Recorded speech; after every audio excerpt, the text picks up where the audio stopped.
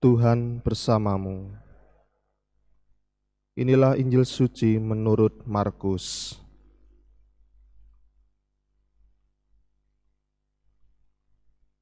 Pada suatu hari Sabat, Yesus masuk ke rumah ibadat. Di situ ada seorang yang mati sebelah tangannya. Orang-orang Farisi mengamati Yesus, kalau-kalau ia menyembuhkan orang itu pada hari Sabat, supaya mereka dapat mempersalahkan dia.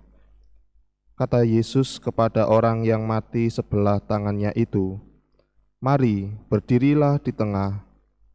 Kemudian Yesus berkata kepada mereka, "Manakah yang diperbolehkan pada hari Sabat, berbuat baik atau berbuat jahat, menyelamatkan nyawa orang atau membunuh orang?" Tetapi mereka itu diam saja. Yesus jengkel karena kedegilan mereka. Dengan marah ia memandang sekeliling, lalu berkata kepada orang tadi, "Ulurkanlah tanganmu." Ia pun mengulurkan tangannya dan sembuhlah seketika. Lalu keluarlah orang-orang Farisi dan segera bersengkongkol dengan orang-orang Herodian untuk membunuh dia. Demikianlah sabda Tuhan.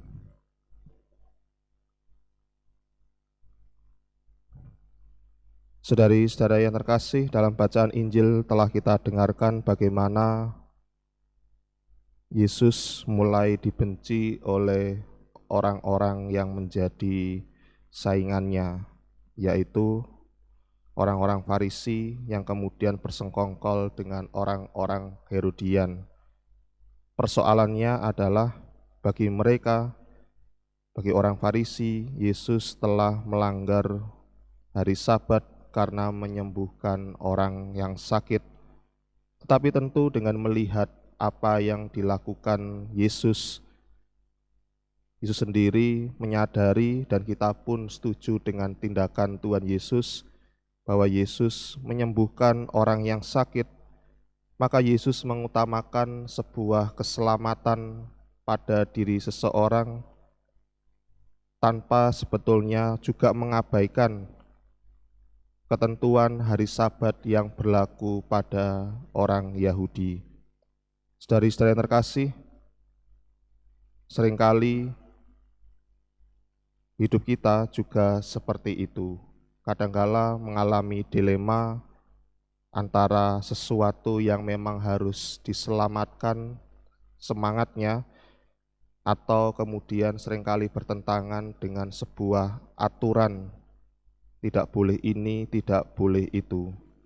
Tetapi dalam Injil hari ini, Tuhan Yesus sebenarnya bukan ingin mengajarkan sebuah pertentangan atau mengajari kita untuk melawan hukum, tetapi satu hal adalah semangat untuk menyelamatkan orang lain.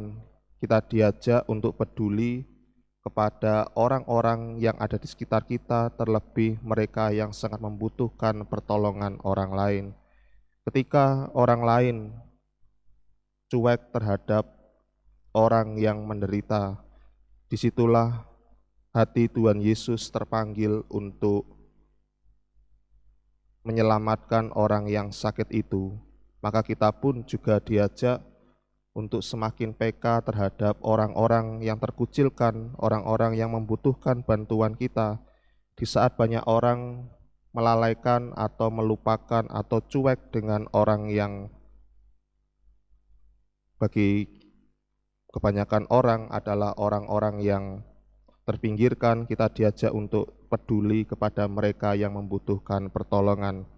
Semata-mata kita mencontoh pribadi Yesus sendiri yang hadir untuk mereka yang lemah dan membutuhkan pertolongan. Semoga dengan bacaan suci ini, iman kita juga semakin diselamatkan untuk mengalami belas kasih Tuhan Yesus, dan kita pun juga diajak untuk semakin peka terhadap kebutuhan orang-orang yang membutuhkan di sekitar kita.